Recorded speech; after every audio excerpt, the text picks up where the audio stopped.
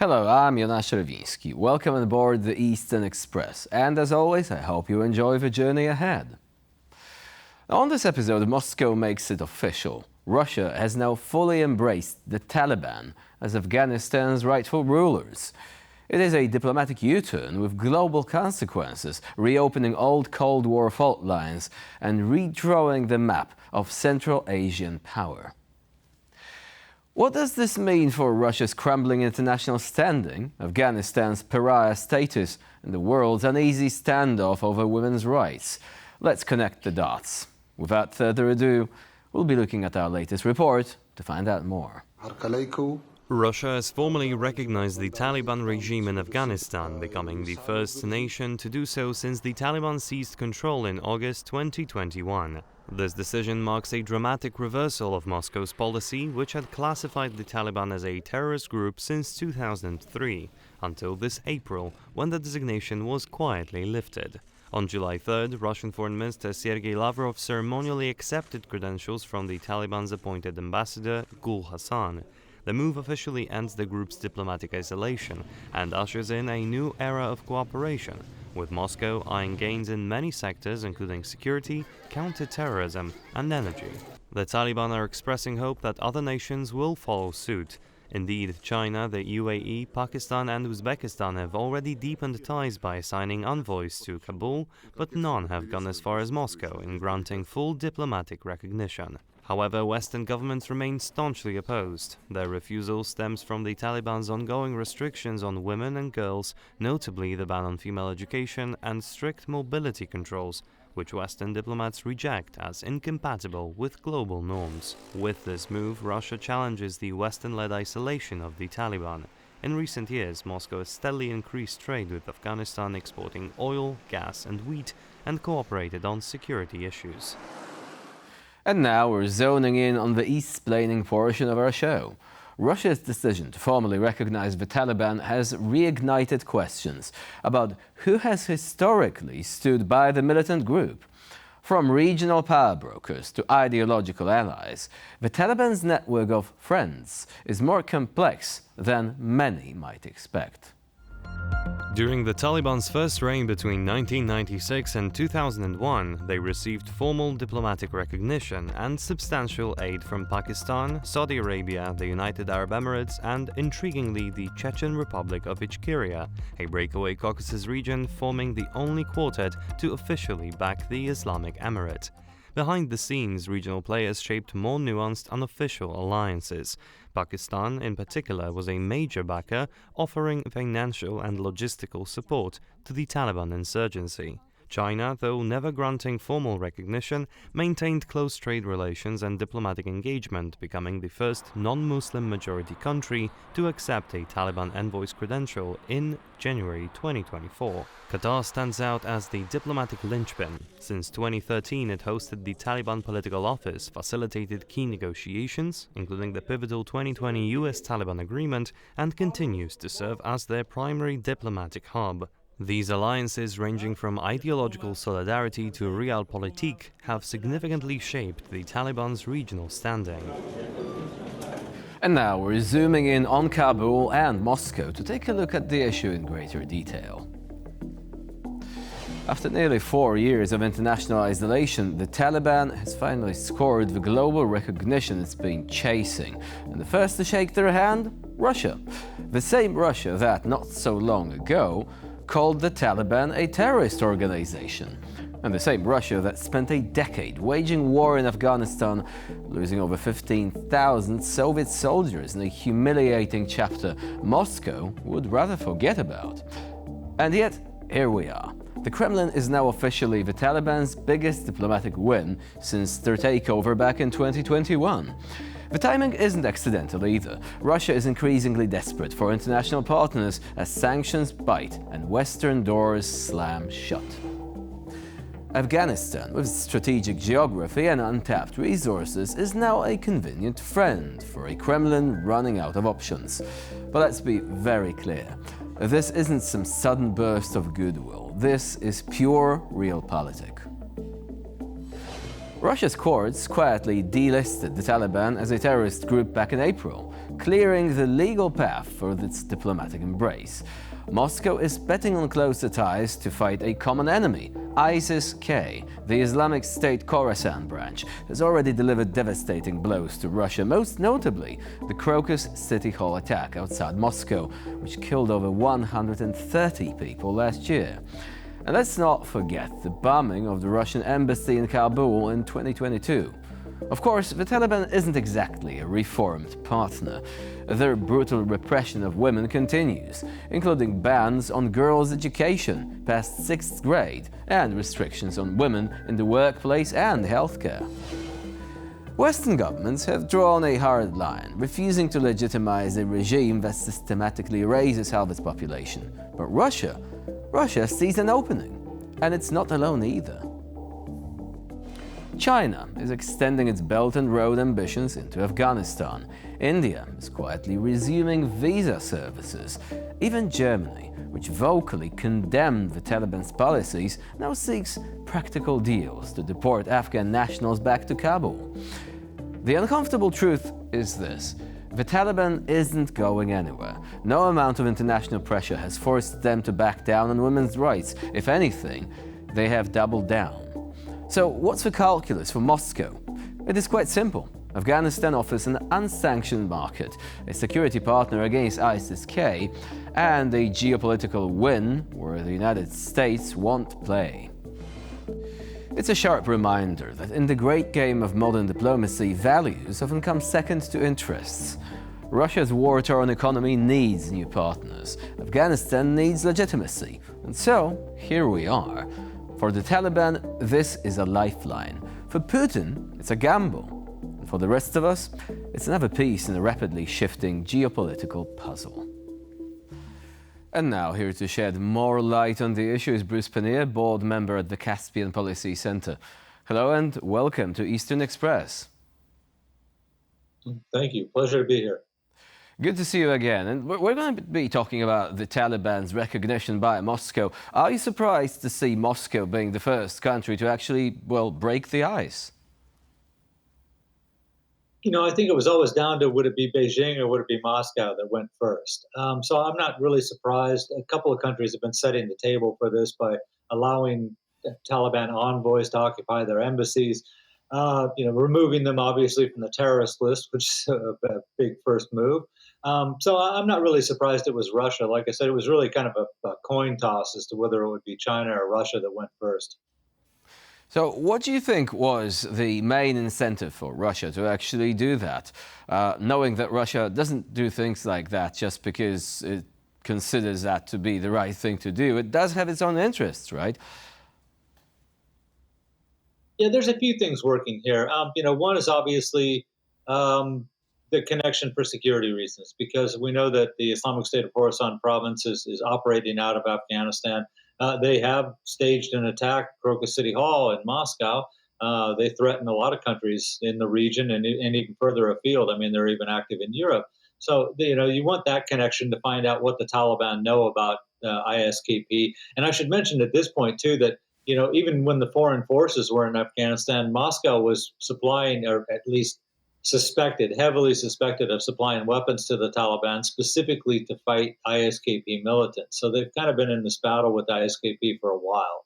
So you have the security angle, right? The security angle there with obviously the Taliban and ISIS-K being sworn enemies. Yeah, exactly. And like I said, Moscow's support for the Taliban in the fight against ISKP dates back to before, to the time when foreign forces were in Afghanistan. So, that's one aspect of it. There's the connectivity issue. That Russia, of course, is trying to get this north-south route that connects them with India.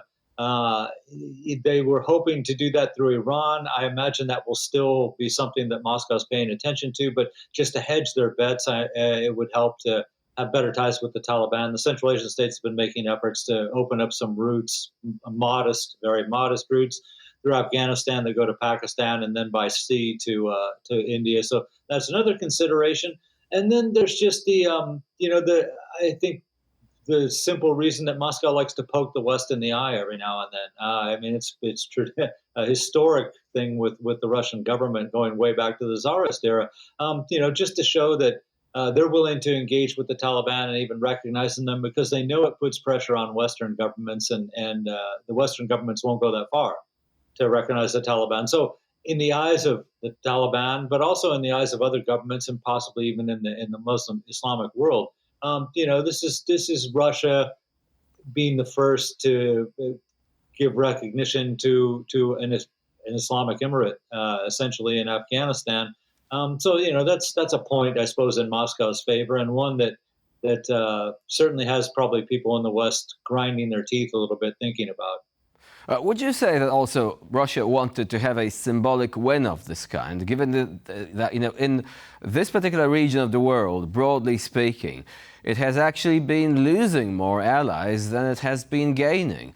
We should probably mention Syria at this point, but also Iran, which the political situation there has been looking wobbly recently. Wouldn't it simply be the expedient thing for Russia to be able to say, oh, look, we have a new ally too. It's not just that we're constantly bleeding allies, we're gaining new ones as well. Yeah, I mean, that's obviously a part of it. And I think that's a good point to raise, too, is that Russia has a diminishing number of friends in the world today. So anything they can do to have somebody else show up to their meetings or especially their international meetings, make public statements about how valuable Russia is as an ally and a partner. Those kind of things play well in Moscow. They need that kind of stuff. The Taliban might not be the best government to be making these statements or sending these kind of messages, but better than nothing, I suppose, at this point. So now that we have this recognition, let's speculate for a moment about what could come next for the Taliban. Could this perhaps begin a broader trend in foreign policy of the Taliban being recognized by more countries? And if so, which countries would you say would that be? Yes, this is the interesting question. Who's next? I would imagine that it's China. As we were talking before the program, I think it was always kind of a guess as to which country would recognize the Taliban government first. Would it be Russia or would it be China? Well, Russia's done it, so I imagine China will probably follow suit. They're in the same kind of situation as Russia was, where they have a Taliban envoy present in Beijing already. I mean, they're doing more business than Russia, certainly. In Afghanistan at the moment. They've reached out to the Taliban. They're helping fund projects. So they actually have a much better relationship with the Taliban than Russia does. So I would imagine they will be next. Now, after that, it's kind of a toss-up as to which of the Central Asian countries would recognize the Taliban. Would it be probably Turkmenistan or Uzbekistan would be the first? I'm sure 4 of the 5 Central Asian countries will eventually recognize the Taliban, Tajikistan being the one that probably won't. At least not for quite a while, because Tajikistan's taken a very harsh stance against the Taliban. The interesting question is, what does Pakistan do? Now, remembering when the Taliban were in power the first time in the late 1990s, Pakistan did recognize the Taliban government. But relations between Pakistan and the Taliban have been very tense. Pakistan accuses the Taliban of supporting terrorists, the Taliban movement in Pakistan. That have killed Pakistani soldiers and caused all kinds of mayhem out there. They might, strangely, not be so interested in recognizing the Taliban government, whereas they were one of only 3 governments that recognized them in the 90s. They might be one of the last governments to recognize the Taliban authorities as the legitimate government of Afghanistan. And following up on that, it'll be interesting to see what India does. India has established a relationship with the Taliban too. Would they actually go so far as to recognize the Taliban government for no other reason than it would aggravate Pakistan? So there's still a lot of questions there. But like I said, if I was going to bet, I would imagine that China's next, and then some of the Central Asian governments will follow in recognizing the Taliban as the legitimate government of Afghanistan. What about countries of the West? There are reasons why these countries would be quite reluctant to do so at the very beginning, not least the question of women's rights. But some skeptics say that ultimately this important ethical consideration might be sacrificed on the altar of what is essentially pragmatic statecraft and policy, meaning that some of the interests could prove to be more valuable to the leaders in the West as well. What is your take on that?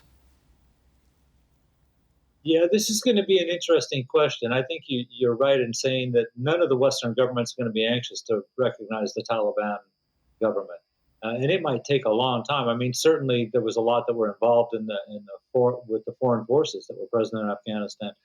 They're not going to want to recognize that government, and of course, the Taliban the government there is committing a number of abuses.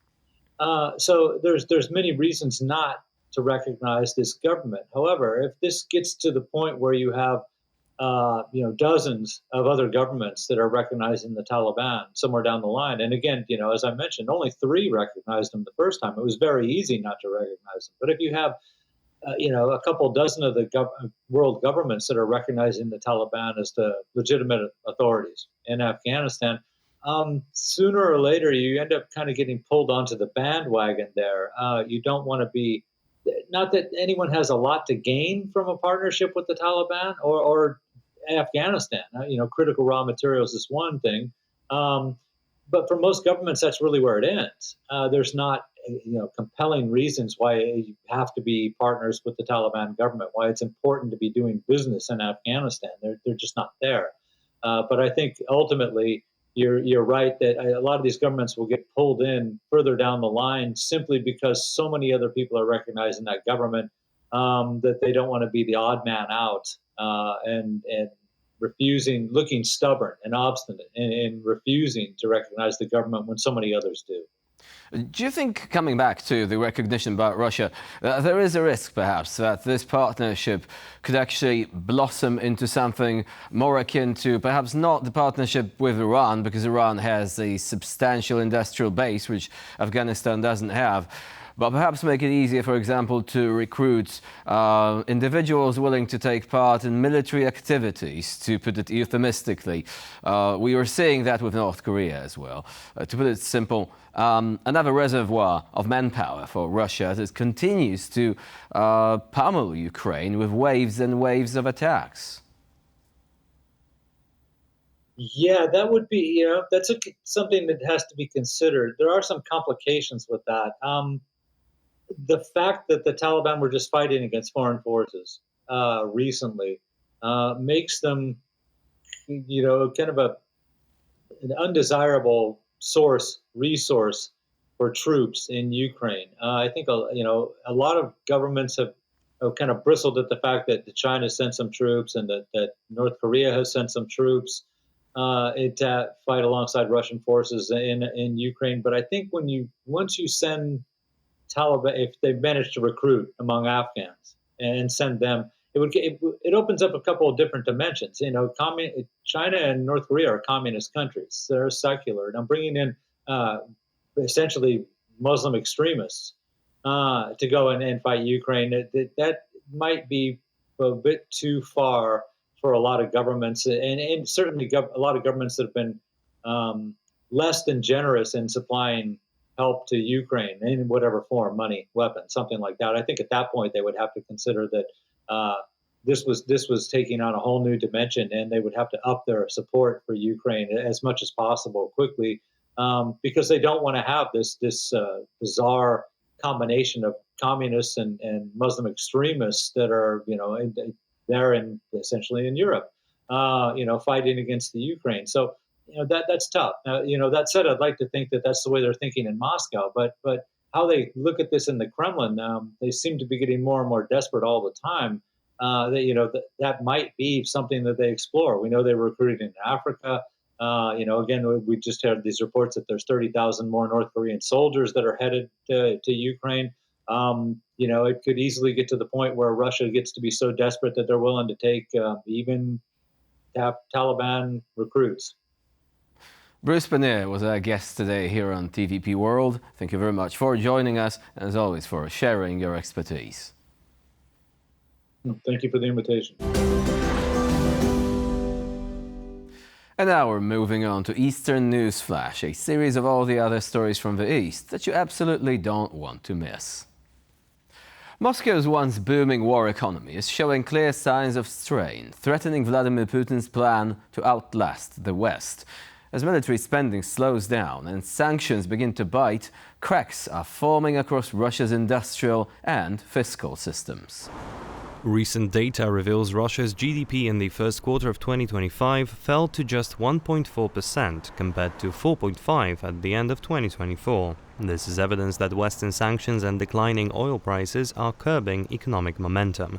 Slowing manufacturing and reduced consumer activity are forcing firms like Rostelmash to scale back operations while governments struggle under budget deficits. Even the central bank is under pressure to adjust interest rates as war loans destabilize the banking sector. Analysts warn that unless Russia pivots from its defense-first spending, the Kremlin may run out of funds to sustain the war past 2026. Kazakhstan has passed a sweeping ban on any facial coverings in public, a move widely seen as targeting Islamic veils. Though officially framed around facial recognition, the law offers no religious exemptions. On June 30th, President Tokayev enacted legislation prohibiting garments that obscure the face in public spaces, justified by national identity and facial recognition concerns. The law includes carve-outs for medical needs, harsh weather and events, but does not exempt religious attire like the niqab. Critics argue this aligns Kazakhstan with regional counterparts, Kyrgyzstan, Uzbekistan and Tajikistan, who have already banned face veils, citing security and cultural reasons. The government presents the ban as a step intended to safeguard national cohesion and modern surveillance standards. Opponents warn it infringes on religious freedom and targets Muslim women. For this episode of Eastern Express, it's the end of the line. Please stay with us here on TVP World for more latest news and updates.